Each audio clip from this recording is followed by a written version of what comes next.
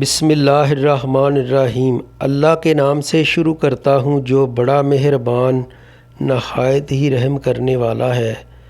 ہر قدم پر 1 سال کی عبادت کا ثواب۔ سرکار مدینہ صلی اللہ علیہ وآلہ وسلم نے فرمایا، اس ذات پاک کی قسم جس کے قبضہ قدرت میں میری جان ہے، جو کوئی طالب علم کسی عالم کے دروازے پر علم سیکھنے کے لیے آمد و رفت رکھتا ہے تو اس کے ہر قدم پر اس کے لیے 1 سال کی عبادت لکھی جاتی ہے، اور ہر قدم کے بدلے میں جنت میں اس کے لیے ایک شہر آباد ہو جاتا ہے، اور وہ جس زمین پر چلتا ہے وہ تمام زمین اس کے لیے استغفار کرتی ہے۔ سبحان اللہ۔